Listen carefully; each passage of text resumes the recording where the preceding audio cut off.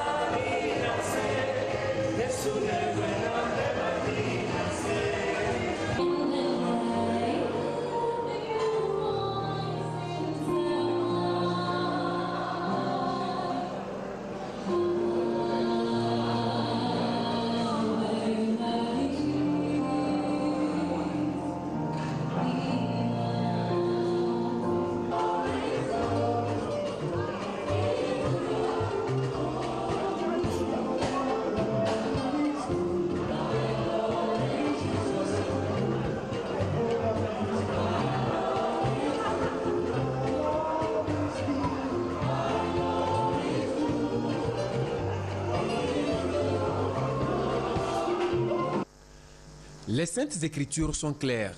Tout pouvoir vient de Dieu et tout homme a une place spéciale dans le cœur de Dieu. Telle est la conviction de Capitol Ministries. Le ministère est créé aux États-Unis d'Amérique en 1996. Sa doctrine est basée sur la foi en un seul Dieu, subdivisé en 3 personnes, le Père, le Fils et le Saint-Esprit. Cet après-midi, à la primature, c'est le chef du gouvernement, Commissi Lomklassiou, qui conférait avec une délégation de la Banque mondiale. Le directeur des opérations de l'institution au Togo, Ousmane Diagana, conduisant la délégation, a rappelé au Premier ministre les domaines prioritaires d'action de l'institution. Une occasion également de présenter la nouvelle représentante résidente de la Banque mondiale, Madame Joëlle Buzinger, qui remplace Hervé Assa. Les grandes lignes de cet entretien sont recueillies par Christine Peche-Kialoudé. Pour notre rencontre avec M. le Premier ministre, nous avons bien voulu d'abord le féliciter à l'occasion de sa nomination pour une position aussi importante, aussi stratégique pour le Togo, et réitérer la disponibilité de la Banque mondiale à continuer à œuvrer avec le Togo pour créer toutes les conditions d'une croissance encore beaucoup plus forte, plus robuste, plus inclusive, conditions nécessaires pour réduire la pauvreté. J'ai également saisi l'occasion pour lui présenter la nouvelle représentante résidente de la Banque mondiale au Togo, en l'occurrence Madame Joëlle Buzinger, qui a pris fonction, et lui dire que Madame Buzinger est dans de très bonnes dispositions pour accompagner notre programme au Togo, qui est très important. Nos volumes de financement au Togo avoisinent les 350 millions de dollars et il couvre des secteurs divers et variés: l'éducation, la santé, l'agriculture, la promotion du secteur minier, des infrastructures, la lutte contre les effets du changement climatique, etc., etc. Et finalement, nous avons aussi échangé sur les domaines prioritaires que peut couvrir notre prochaine stratégie avec le Togo, qui va couvrir les 4 prochaines années. Nous sommes dans la réflexion et nous souhaiterons bien entendu que cette nouvelle stratégie réponde aux aspirations des populations togolaises, aux priorités du gouvernement togolais. Une autre institution bancaire œuvrant pour le développement dans notre pays, mais aussi dans l'espace UEMOA, revisite depuis ce matin ses stratégies d'action. Il s'agit de la Banque ouest-africaine de développement, BOAD, qui encourage les pays africains à investir dans les infrastructures afin de doper la croissance et créer des emplois. Et pour cela, une piste est dégagée: le développement du partenariat public-privé. Des précisions avec Isidore Koubati. Le financement privé pour la réalisation des infrastructures de base dans les pays membres de l'UEMOA connaît malheureusement quelques dysfonctionnements dus surtout au manque d'harmonisation du cadre institutionnel et réglementaire. La BOAD, la Banque ouest-africaine de développement, pour corriger ces manquements, a réuni ici à Lomé des experts qui vont permettre à l'Union de disposer d'un instrument efficace de financement des projets de développement, dont surtout le financement de l'énergie. Ce qui sera nouveau, c'est qu'au lieu que les États, chacun de son côté, adoptent une réglementation nationale pour le faire, et si on le fait au niveau communautaire, ça donne encore plus de force. Les investisseurs privés se sentiraient avec plus de garanties lorsqu'il y a une réglementation communautaire qui régisse la question. Et je crois que c'est plus de force, plus d'unité et plus de garanties pour les investisseurs pour s'intéresser à l'investissement privé. La révision des tests de procédures de financement des infrastructures, surtout du secteur privé, est une initiative sous-régionale communautaire pour garantir le développement durable. Aujourd'hui, nous ne mettons pas de chiffres en tant que tels. Nous savons ce que nous voulons faire, nous avons une très bonne idée de ce que nous voulons faire. Et si nous essayons d'homogénéiser, dont on cherche la plus grande harmonie de cadre institutionnel et réglementaire, c'est que nous voulons attirer des financements importants. La BOAD, par cette nouvelle politique, conforte sa position, celle d'être un instrument stratégique des États dans la réalisation des infrastructures de base, la promotion des secteurs vitaux, la réduction de la pauvreté et le développement durable. Et le développement durable passe entre autres par le développement du secteur de l'énergie. Et justement, dans ce domaine, une innovation s'invite au Togo. Un projet de loi adopté par le Conseil des ministres hier, mercredi, vise à mettre fin au monopole exclusif dont jouissait la CEB, Communauté électrique du Bénin, depuis 1973, pour l'achat de l'énergie électrique au Bénin et au Togo. Ce soir, nous vous expliquons un peu plus cette nouvelle directive. Que sous-entend-elle et que fera désormais la CEB? Les réponses dans ce dossier de Prudence Zinsou. Le déficit en énergie électrique devient de plus en plus remarquable ces dernières années au Togo et au Bénin, dû essentiellement à l'augmentation de la demande dans les deux pays. Un besoin important que la communauté électrique du Bénin CEB n'arrive pas à satisfaire. Pourtant, cette compagnie à caractère public détient le monopole d'achat de l'énergie électrique depuis 1973.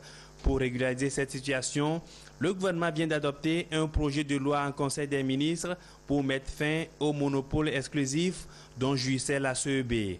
Le texte supprime les dispositions de l'accord international portant code bénino-togolais de l'électricité qui consacre la CEB comme acheteur unique de l'énergie au Togo et au Bénin. Ces dispositions, ça vient de fait que la CEB elle-même, à un moment, a dit que voilà, moi je ne vous donne que ce que j'ai.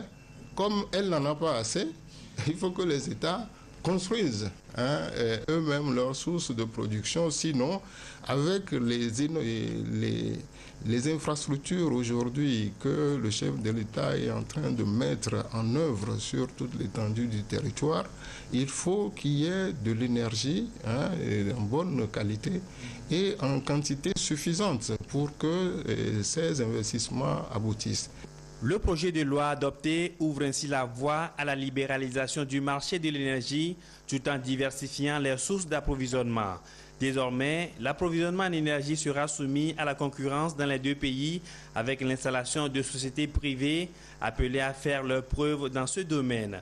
Cette disposition va donner un coup de pouce au secteur de l'énergie, mais le gouvernement restera très vigilant par rapport à l'application du prix du kilowattheure dont la référence est de 58 francs. Lorsque quelqu'un vient et qu'il va dépasser 58 francs, on dit, oh là, qu'est-ce qu'il faut faire? Qu'est-ce qu'il faut modifier? Parce que si le privé vient, généralement le privé vient avec des financements qui sont trop chers et nous essayons de voir si l'État ne peut pas apporter des fonds concessionnels et faire un mixage de façon à ce que le coût de l'énergie produite soit moindre.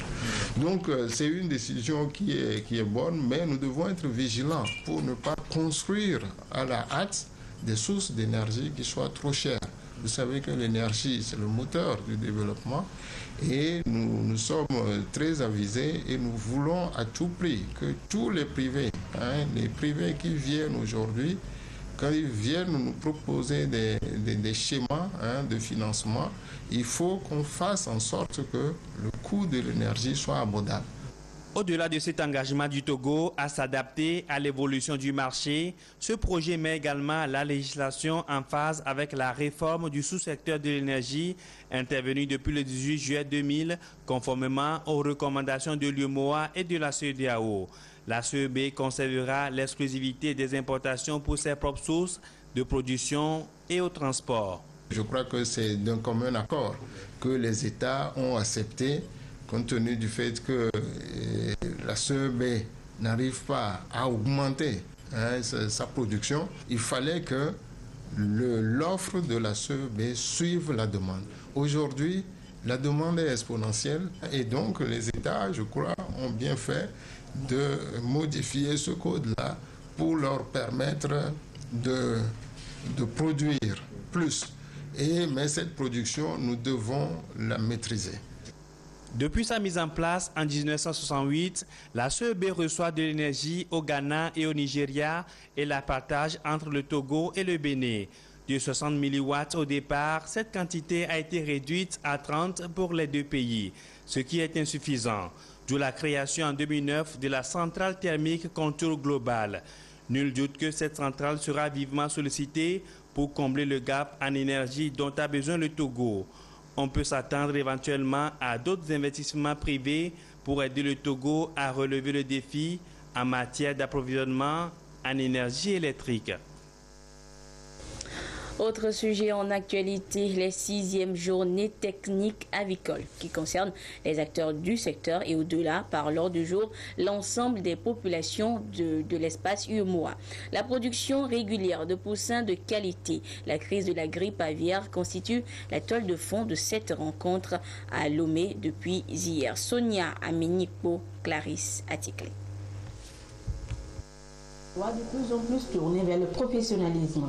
Réunis à Lomé pour 2 jours, les différents acteurs de la sous-région s'activent pour mettre en place des stratégies afin de lever les barrières qui entravent le développement harmonieux de leurs activités avicoles. Les difficultés éprouvées dans les transactions interpays en constituent une illustration, d'où le choix du thème « La problématique de la libre circulation des produits avicoles dans l'espace UEMOA ». Cas des poussins d'un jour, sujet principal à l'ordre du jour de cette rencontre de Lomé. Aujourd'hui, quand vous amenez des poussins, vous pouvez les dédouaner à 33% de taxes douanières. Or, selon les tarifs extérieurs communs de la CEDEAO et de l'UEMOA, il doit avoir normalement la libre circulation, les 16%, les totaux d'arachide qu'on importe du Sénégal, doivent traverser les frontières sans taxes douanières, sans taxes fiscalité. Ces 6e journées techniques avicoles de Lomé sont initiées par l'Union des organisations de la filière avicole de l'Afrique de l'Ouest. Elles permettent de mettre en exergue les produits avicoles du Togo et les différents éléments utilisés pour favoriser la croissance des volailles. La contribution de ce secteur à l'économie des pays est non négligeable, d'où la nécessité de mener des actions concertées pour une promotion plus soutenue de la filière avicole en Afrique de l'Ouest. Nous aurons à réfléchir sur le processus de certification des couvoirs. Parce que pour renforcer les échanges, selon notre analyse, il faut 2 choses. Il faut effectivement un cadre qui favorise cela, mais il faut également qu'il y ait des produits et des structures qui soient à même d'avoir une offre satisfaisante en termes de qualité et en termes de qualité dans la sous-région. Un autre point important qui sera abordé durant ces journées techniques avicoles, c'est la crise de la grippe aviaire que connaît actuellement certains pays de la sous-région. C'est l'occasion idéale pour les acteurs avicoles de remettre à jour leurs connaissances en matière de biosécurité afin de se prémunir au mieux contre ce fléau. Et la maladie, justement, se fait signaler. Elle sévit d'ailleurs déjà dans certains pays de la sous-région. La grippe aviaire est donc à nouveau un souci de santé publique. Comment la prévenir? Les mesures à prendre dans l'autre dossier de cette édition signé Éric Dianikpo et Aimé Abalo. Une crise de grippe aviaire sévit en Afrique de l'Ouest depuis janvier de cette année. Sont touchés le Burkina Faso, la Côte d'Ivoire, le Niger, le Nigeria et le Ghana, avec des foyers déclarés même à Flao, à la frontière avec le Togo. La CEDEAO a alors convoqué d'urgence ses États membres pour des mesures adéquates, avec l'accompagnement de l'OUE, de la FAO et de l'Union européenne. L'UEMOA, de son côté, a aussi préconisé au niveau des États l'adoption de dispositions pratiques de biosécurité, avec un accent particulier sur la communication autour de cette épizootie. Prise en étau, le Togo prend la menace au sérieux. Le Togo a, selon les normes de l'Organisation mondiale de la santé animale, a pris des arrêtés qui interdisent l'introduction dans le pays des produits aviaires en provenance des États infectés. Ceci jusqu'à ce que l'État infecté ne se redéclare indemne avant la levée de l'interdiction. La deuxième disposition prise, c'est la réactualisation de notre plan national de prévention, de notre plan national de contingence et de notre plan national de communication. Les éleveurs ont une grande partition à jouer, un grand rôle à jouer dans la prévention, dans la gestion et dans la lutte contre la grippe aviaire. Seul le personnel de l'exploitation doit rentrer et faire du travail. Les clients qui achètent les œufs ne doivent pas venir avec leurs alvéoles, ne doivent pas venir avec leurs sacs dans l'exploitation.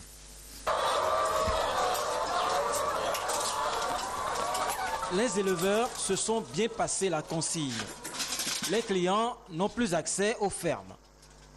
Mais exceptionnellement, notre équipe de reportage est autorisée à rentrer dans cet élevage en se soumettant bien évidemment aux règles de biosécurité. Toute personne étrangère n'a pas droit à rentrer dans la ferme depuis l'apparition de la grippe aviaire pour éviter les contaminations de l'extérieur.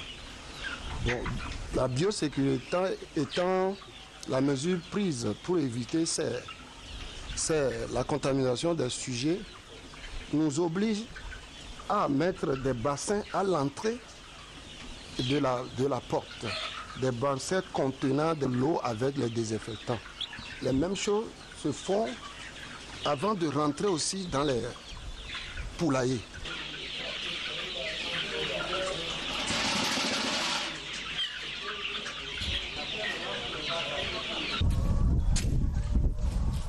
Depuis la dernière crise de grippe aviaire au Togo, les éleveurs et le gouvernement ont maintenu leur collaboration au beau fixe. Les aviculteurs sont aguerris face à ce virus du H5N1, aussi menaçant pour les oiseaux que pour l'homme. Nous avons eu beaucoup de formations. Nous avons demandé à nos collègues d'être encore vigilants, de renforcer leurs capacités, de renforcer ce qu'on avait appris au niveau pendant le projet Osro 801. Donc de mettre tout ça là encore en pratique. Pour l'instant, les éleveurs se frottent les mains. Mais vu la proximité de la menace, la vigilance est de mise pour préserver la vie des populations. Le conseil que je vais donner à mes collègues, bien aux autres aviculteurs, c'est vraiment de respecter les mesures de biosécurité. Il y a des manières quotidiennes que l'aviculteur doit pratiquer. Laver les abreuvoirs, les mangeoires, éviter des poussières, remplacer souvent les litières, éviter que des oiseaux, pas seulement des oiseaux migrateurs, les tourterelles, les tisserins, les canards sauvages, vous visitez votre ferme. Dans les jours à venir, la formation des éleveurs va se poursuivre grâce à l'appui de l'UMOA. Le gouvernement a même réactivé le fonds spécial d'indemnisation mis en place pour prévenir la grippe aviaire. Cette annonce à présent, le port de badge exigé par l'OTR avant tout accès au service au port autonome de Lomé est repoussé au 1er janvier 2016. La mesure devrait être effective depuis mardi 1er septembre dernier. C'est la principale information à retenir de la rencontre entre l'UPRAD, l'Union des professionnels.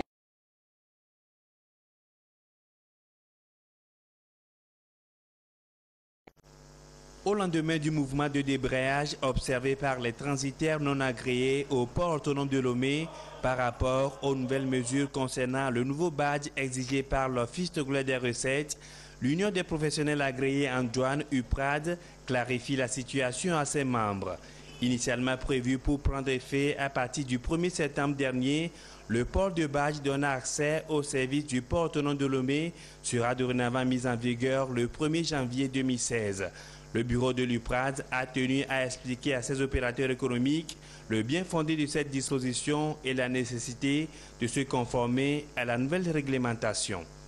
Ces derniers jours, nous avons quelques difficultés sur le terrain, surtout avec nos frères que nous appelons les informels, qui ne comprennent pas un certain nombre de choses et qui véhiculent dans l'opinion un certain nombre de contre-vérités. Et c'est pour cela que cette rencontre qui était prévue depuis la semaine dernière, pour qu'on puisse voir nos agréés, les vrais professionnels du métier, pour qu'on puisse leur rendre compte des discussions que nous avons eues la semaine dernière avec les responsables de l'OTR concernant la mise en vigueur du port du badge au port de Lomé. L'UPRAD compte aussi accompagner la constitution des dossiers pour l'obtention des badges dont la confection ne coûte que demandeurs. 10 badges au maximum seront attribués à chaque société de transit.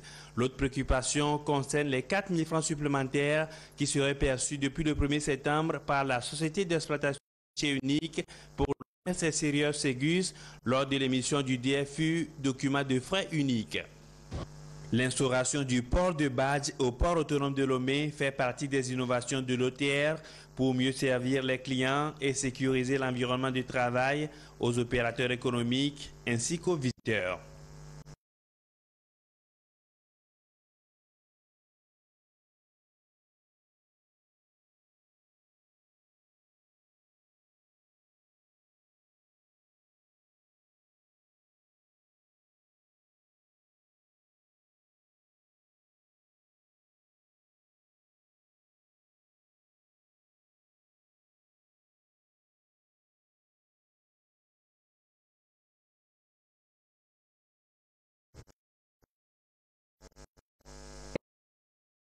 Comme tous les jeudis et nous ouvrons la page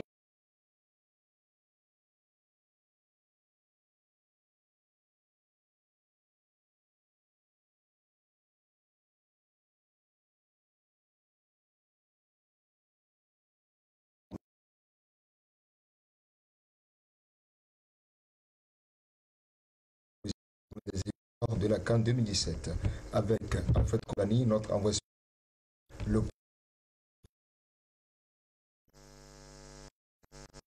Passé la journée de mardi et la première séance d'entraînement essentiellement consacrée au décrassage, les choses sont devenues beaucoup plus sérieuses mercredi avec un effectif au grand complet. Le staff technique a alors décidé d'axer la séance sur les relances, les transmissions, les accélérations, les passes sûres avec pour objectif recherché la concentration au maximum. Quelque chose, naturellement c'est le début, on n'a pas beaucoup de temps. Je suis un peu désolé que 4 joueurs importants sont seulement arrivés aujourd'hui. Normalement dans mon plan, tous les joueurs sont ici mardi, on peut entraîner aujourd'hui dans un haut niveau. Maintenant il y a quelques joueurs qui sont un peu fatigués, mais on entraîne un peu de tactique pour vendredi. Cette séance qui s'est poursuivie par un petit match à 11 a permis de déceler la tactique qui sera mise en jeu vendredi et le probable 11 de départ. Rien qu'à voir la disposition des joueurs sur le terrain et la couleur du chasuble. Il y a deux options. On peut jouer 4-2-3-1 avec un attaquant ou on peut commencer avec 4-1-3-2 avec deux attaquants. On doit penser quel système pour commencer. Peut-être on commence avec un attaquant avec 3 joueurs offensifs derrière ou peut-être on commence avec 2 attaquants, mais on doit décider ça jeudi soir. Certains joueurs n'étaient pas à 100% de leur rendement au cours de cette séance, mais pour l'essentiel, on se dit déterminé pour le match face aux requins. C'est un peu les choses sérieuses, un peu plus tactique et un peu plus physique. Donc voilà, mais c'est bien, le groupe répond bien et on commence à mettre quelque chose en place. Donc je pense qu'on va être prêt. Forcément, on a à cœur de faire un bon entraînement. Déjà, c'est important par rapport à la température et comme on nous a dit aussi que c'était un terrain synthétique, donc on s'habitue à cette pelouse-là et c'est pour ça qu'on met autant d'intensité aujourd'hui. Ouais. C'est un match à 3 points. On sait que Djibouti, ça fait longtemps qu'ils n'ont pas joué aussi chez eux, je crois, à domicile. Donc ils ont à cœur de faire un grand match, donc c'est à nous de surpasser cette équipe-là pour gagner ce match. Ce jeudi après-midi, les éperviers ont donc foulé la pelouse du stade Gouled pour la traditionnelle reconnaissance du terrain. La séance qui a duré au maximum 1 heure de temps et qui a été consacrée aux touches de balle et aux longues passes a permis aux éperviers de prendre leurs repères. À présent, les éperviers ont les cartes en main pour jouer et surtout vaincre ces requins qui vendront cher leur peau devant leur public. Attention au match piège face à des équipes jugées modestes. La rencontre amicale à l'île Maurice le 28 mars dernier est là pour nous rafraîchir la mémoire. Et Claude, après les éperviers, nous retrouvons leurs adversaires, les requins de la mer Rouge de Djibouti, qui eux aussi se sont mis dans le bain. En stage bloqué depuis un mois, les requins rouges qui avaient été laminés 8-1 par les aigles de Carthage de la Tunisie lors de la première journée sont fin prêts pour en découdre avec les éperviers. Alfred Koulani et Koudiagou ont assisté à leur dernière séance d'entraînement. La mer Rouge vont aborder leur match face aux éperviers du Togo. Petit poussé du groupe, ils le savent. Le carton pris face à la Tunisie à l'occasion de la première journée des éliminatoires de la Coupe d'Afrique des Nations Gabon 2017, ils en sont conscients. Mais ce match face à la Tunisie, il a été vite oublié. C'était un match spécial. Et le score ne reflète pas ce qui s'est passé au match. Et en plus, notre équipe est très jeune Et maintenant, après ce match-là, on a essayé de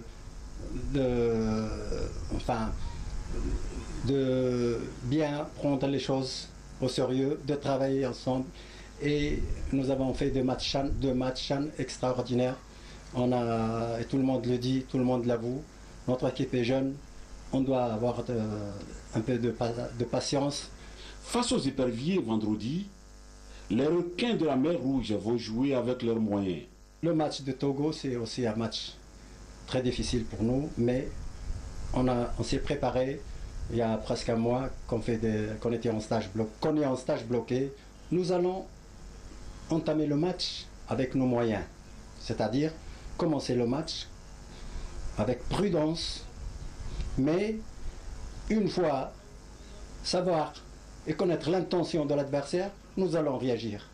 Nous allons jouer avec notre style, notre système, le 4, 3, 2, 1. On va renforcer le milieu. Pour créer la surprise, le coach Nourdine va sûrement compter sur le meilleur buteur de la sélection. Mohamed Liban, 83 sélections, 13 buts. Le joueur de Dynamo FC de Tunisie constitue avec Kader la paire de la sélection djiboutienne qui évolue à l'étranger. Et Claude, avant de se quitter, un mot des 11e Jeux africains qui s'ouvrent demain à Brazzaville. Juste le temps de vous signaler que ces 11e Jeux africains démarrent demain au Congo-Brazza et le Togo. Il prendra part à la cérémonie d'ouverture sera bien évidemment présentée sur la télévision togolaise. Et Claude, nous espérons également des médailles pour les athlètes togolais. Pourquoi pas, c'est premier. On en reviendra avec les images. D'accord. Rendez-vous donc jeudi prochain. Et du sport, nous passons à la tradition. Le peuple élevé célèbre ce samedi à Gbogbosan, édition 2015. En attendant l'apothéose, ce jeudi, l'heure était aux libations. Edem, ce support. À Bogodi, à Notien, sanctuaire du peuple élevé. C'est un lieu de prière et d'invocation des ancêtres. En prélude à la fête traditionnelle à Gbogbosan, aux fêtes des Ignames, la population de Notien et le peuple élevé consacrent le premier jeudi du mois de septembre à des rituels. C'est pour renforcer leurs liens et implorer le pardon pour des manquements observés durant une année. Nos ancêtres avaient vécu dans cette muraille pour la protection. La muraille s'était construite pour la protection de la population. Donc, la célébration, c'est pour commémorer d'abord le temps passé que nos ancêtres ont vécu ici, et puis demander pardon à Dieu de nous protéger des calamités naturelles qui puissent arriver à tout moment. Nous sensibilisons nos populations, nos chefs traditionnels, tout le monde pour que ce qui est dit, ça soit réalisé. Le développement, c'est aussi la santé. Nous avons parlé de la protection des enfants. Si ces enfants sont protégés, ces enfants sont éduqués, donc le développement, je crois que ça vient. Pour certains évêques, Agbogodi et Notien représentent un lieu de pèlerinage pour revisiter leur histoire, l'histoire de leurs aïeux qui avaient vécu sous le roi Agokoli au sein de la muraille à Gbogbo. L'édition 2015 d'Agbogbosan met l'accent sur la célébration de la culture des évêques du Ghana, du Bénin, du Togo et d'ailleurs pour promouvoir la paix sociale et le développement.